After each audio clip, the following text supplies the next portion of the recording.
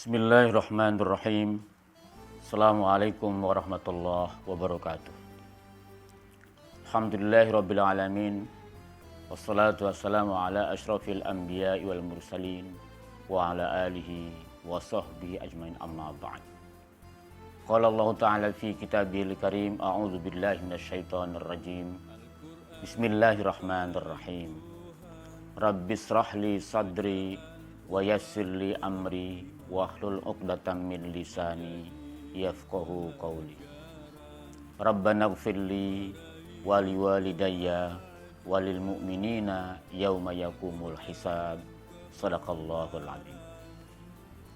Hadirin yang berbahagia, puji syukur kita panjatkan kepada Allah yang telah menurunkan Al-Quran sebagai petunjuk, sebagai guide kita selama hidup manusia di muka bumi, sebagai hudan, pembeda, petunjuk yang tidak pernah keliru. Quran itu adalah dia, hadza hudan, inilah petunjuk. Kita bersyukur kepada Allah Subhanahu wa Ta'ala. Kita diciptakan oleh Allah menjadi manusia, di mana makhluk Tuhan itu sangat banyak sekali. Tapi manusialah satu-satunya makhluk yang sangat sempurna. Karena manusia punya dimensi ruhani, punya dimensi jasmani dan punya dimensi ruhani. Sedangkan malaikat dimensinya cuma ruhani. Sedangkan manusia dimensi jasmani dan dimensi ruhani. Kita bersyukur kepada Allah Subhanahu wa Ta'ala. Allah telah menyediakan untuk tempat tinggal kita yang namanya bumi ini, dan segala kebutuhan di muka bumi ini sebelum diminta oleh manusia sudah disiapkan lebih dahulu oleh Allah Subhanahu wa Ta'ala.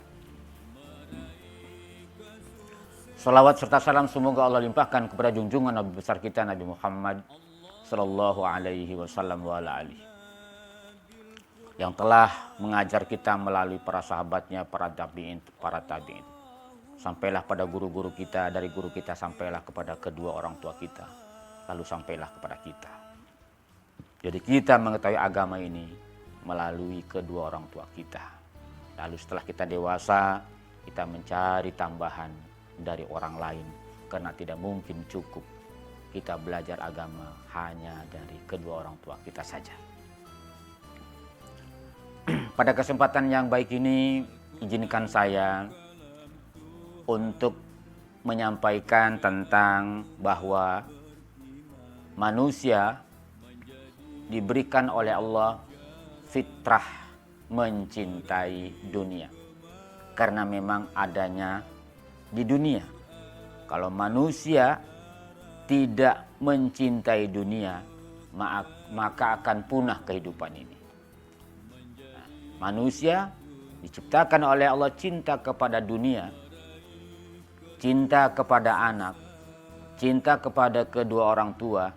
Itu adalah fitrah dari Allah Subhanahu wa Ta'ala. Kalau tidak, hancur kehidupan ini. Cuma nanti bagaimana cinta kepada manusia, cinta kepada dunia itu menurut Allah bagaimana? Tentu kita mencari juga petunjuknya dari Al-Quran.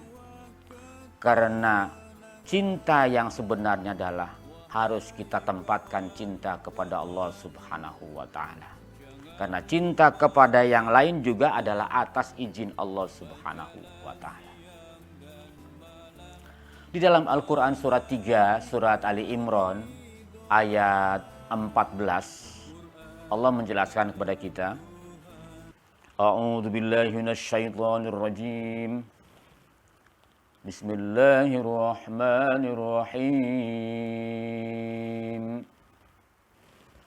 Zuyyina lin-nasi hubbus syahawati minan nisa. Zuyyina lin-nasi hubbus syahawati minan nisa'i wal banina wal qanatiril muqantarah والبنين والقناطير المقنطرة من الذهب والفضة والخيل المسومة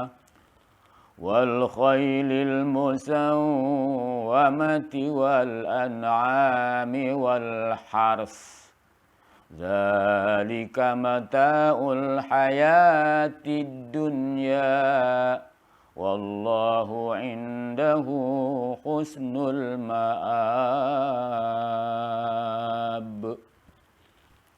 Artinya kurang lebih Allah menjelaskan pada kita zuyyina linnas, bukan zayyana tapi zuyyina. Ya. Dijadikan indah, bukan jadi indah, dijadikan. Artinya didesain oleh Allah bahwa manusia itu hubbus syahwat, mencintai keinginan-keinginan. Manusia mencintai kepada keinginan-keinginan. Syahwat itu keinginan-keinginan. Ya. Cinta kepada apa-apa yang diingini.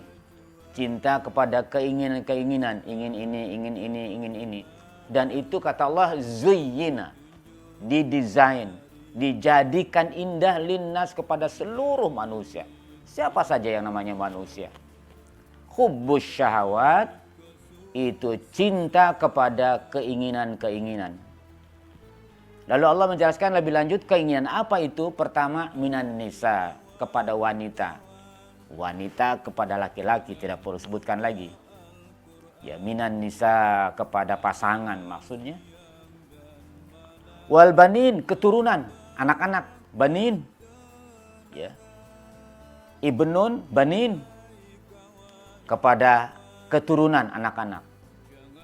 Kita cinta kepada anak. Kalau manusia tidak mencintai anak, rusak kehidupan ini. Wal banin, cinta kepada anak-anak. Wal qanatiril muqantarah, harta yang banyak. Ya. Kita cinta, kita ingin hartanya banyak. Wal qanatil muqantarah. Apa itu? Minaz zahab, dari jenis emas. Wal fiddah, perak. Wal khailil musawwamah, kuda pilihan. Khail, kuda, kendaraan. Kalau sekarang bukan kuda lagi, bukan unta lagi. Kendaraan yang mewah, terserah. Itu wal khailil musawwamah. Wal an'am, kita ingin punya ternak yang banyak. Ingin punya kambing, ya, punya sapi, punya kerbau, punya unta. Wal harf, ingin punya sawah ladang yang luas. Kata Allah, dzalika mata'ul hayatid dunya. Itu semua adalah kesenangan kehidupan dunia. Itu semua dunia. Wallahu indahu husnul ma'ab. Sedangkan Allah, di sisi Allah itu ada balasan, ada tempat kembali yang paling baik. Nah, lalu kita tanya, apa tempat kembali yang baik itu? Allah menjelaskan pada ayat berikutnya. Kul, katakan. Qala qalu. Kul, qala yaqulu. Kul. Kul, katakan. Katakan. Ucapkan. Kasih tahu, omongkan, kul. A'unabbi'ukum bi khairim min dzalikum? Ya. Inginkah aku tunjukkan, aku kabarkan, aku beritahu kepada kamu bi khairin yang lebih bagus min dzalikum dari apa yang disebutkan tadi, yang di atas tadi? Mau enggak?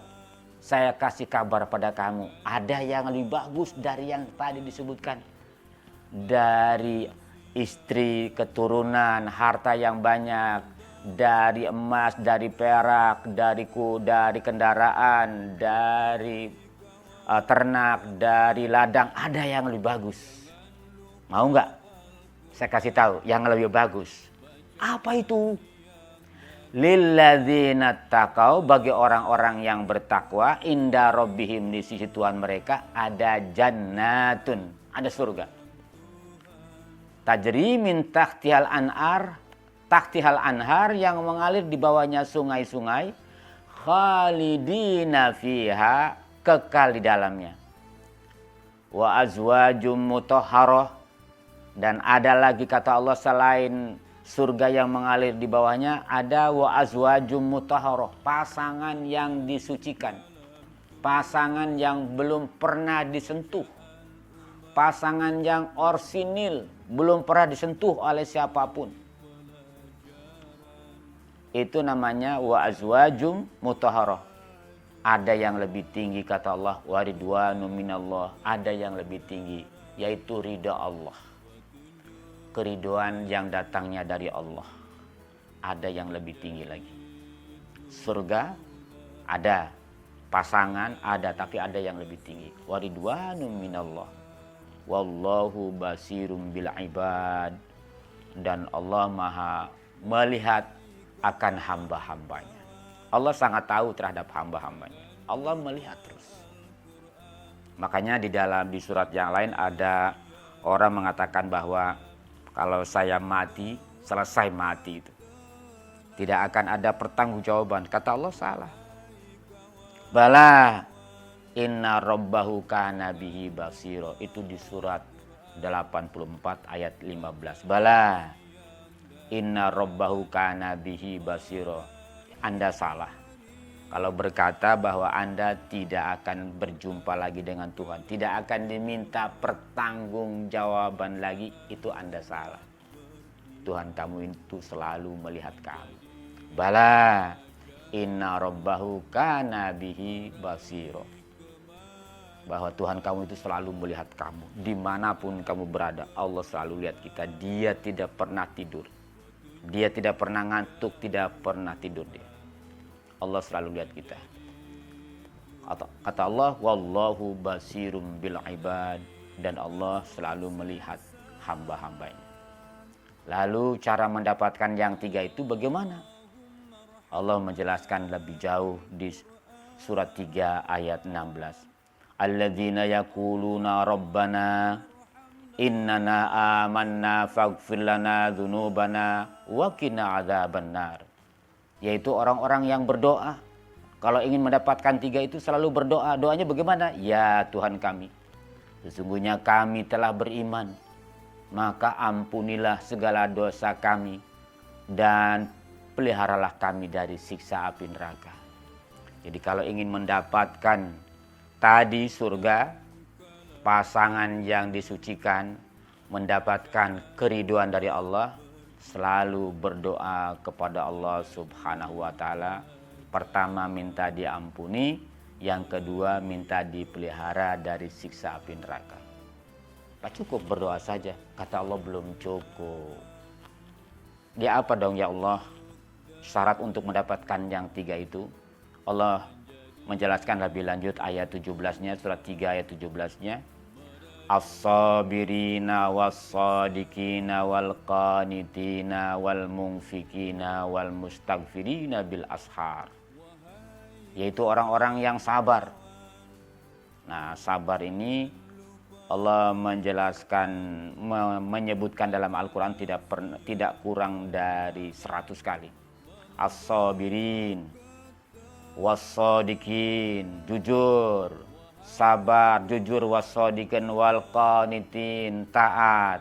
Artinya segala perintahnya dijalankan, larangannya dijauhi. Wal qanitin, wal munfikin, berinfak. Harta yang kita miliki, kita berinfak. Ya. Karena berinfak itu berbeda dengan berzakat. Kalau berzakat harus nisab. Kalau infak tidak harus nisab.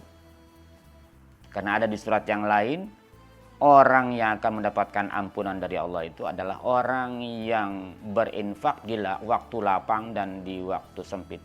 Wal munfikin. Lalu kalau ingin mendapatkan yang tiga tadi, surga, pasangan yang disucikan, dan keridhaan dari Allah, Allah melanjutkan wal mustaghfirina bil ashar, minta ampunnya di waktu sahur. Bukan waktu sahur ya, di waktu sahur. Waktu sahur itu kira-kira jam 3:30. Jadi orang yang paling hebat menurut Al-Quran minta ampunnya itu adalah di waktu sahur kira-kira jam 3:30. Wal mustaghfirina bil ashar. Nah, jadi kalau kita lihat dari mulai ayat 14, 15, 16, 17, Allah tidak melarang mencintai harta. Sebab kalau manusia tidak mencintai pasangan, tidak mencintai anak, tidak mencintai harta, tidak akan ada peradaban. Tidak mungkin tercipta kehidupan ini dengan baik. Tidak dilarang itu. Apalagi mendapatkannya dengan cara-cara yang jujur, dengan cara-cara yang halal, itu juga ibadah. Lalu kita pergunakan kepada hal-hal yang positif, yang baik, untuk membantu orang lain kalau kita jadi orang kaya. Itu ibadah luar biasa, bahkan harta di surat yang lain bisa membebaskan dari sisa api neraka. Nah, yang tidak baik itu adalah ketika kita ingin mendapatkan harta sebanyak-banyaknya dengan cara yang tidak halal. Dengan cara menipu, dengan cara merampok, dengan cara yang tidak dibenarkan oleh agama. Nah, itu pasti celaka. Tapi dengan cara-cara yang halal, harta bisa membebaskan dari siksa api neraka. Kata Allah, kalau ingin mendapatkan surga, ingin mendapatkan pasangan yang disucikan, ingin mendapatkan ridha Allah, tidak cukup hanya berdoa. Tapi setelah kita berdoa minta ampun kepada Allah, minta diampuni segala dosa kita, minta dijauhkan dari api neraka. Lalu Allah mengatakan, as-sabirina was-sadiqina wal qanitina wal munfikina wal mustaghfirina bil ashar, yaitu sabar, lalu jujur, lalu taat, kemudian berinfak, kemudian minta ampunnya di waktu sahur. 3 tadi akan diperolehnya oleh seorang hamba yang nanti datang kepada Allah Subhanahu wa ta'ala. Jadi kalau kita hitung, pertama minta ampun, pertama iman kepada Allah, yang kedua minta ampun dari segala dosa, yang ketiga minta dijauhkan dari siksa api neraka, yang keempat adalah sabar, yang kelima adalah jujur, yang keenam adalah taat, yang ketujuh adalah berinfak, yang kedelapan adalah minta ampunnya di waktu sahur kira-kira jam 3:30. Setelah dia tahajud, dia diam saja kira-kira 10-15 menit. Ya Allah, ampunilah segala dosa saya, ampunilah segala kesalahan saya, ampunilah ya Allah kelalaian saya, ampunilah ya Allah, bisa jadi kesombongan saya, bisa jadi kemusyrikan saya, ampuni ya Allah. Ampuni pula ya Allah kesalahan kedua orang tua saya ya Allah. Dan ampunilah ya Allah kesalahan saudara-saudara saya, pasangan saya, anak-anak saya. Insya Allah Allah akan mengabulkan, karena kata Allah, orang yang baik itu adalah orang yang minta ampun di waktu sahur. Apa tidak boleh bukan di waktu sahur? Tetap boleh, tapi yang paling tinggi minta ampunlah di waktu sahur kira-kira jam 3:30. Hadirin yang berbahagia, demikianlah apa yang saya sampaikan, mudah-mudahan ada manfaatnya, yaitu tentang bahwa fitrah manusia mencintai harta. Jadi mencintai harta, mencintai pasangan, mencintai keturunan itu tidak masalah. Karena itu sudah didesain oleh Allah Subhanahu wa ta'ala. Tapi Allah mengatakan itu hanya untuk kehidupan di dunia. Kalau ingin selamat di akhirat bukan itu. Tapi adalah pertama beriman, lalu minta ampun, lalu minta dijauhkan dari sisa api neraka, lalu sabar, jujur, taat, berinfak, dan minta ampunnya di waktu sahur. Demikianlah yang bisa saya sampaikan pada kesempatan yang baik ini. Mudah-mudahan ada manfaatnya. Subhanakallahumma rabbana wa bihamdika asyhadu an la ilaha illa anta astaghfiruka wa atubu ilaik. Saya mohon maaf dan terima kasih kepada para pemirsa dan mudah-mudahan ada manfaatnya dari apa yang saya sampaikan tadi. Assalamualaikum warahmatullahi wabarakatuh. Meraih kemajuan Al-Quran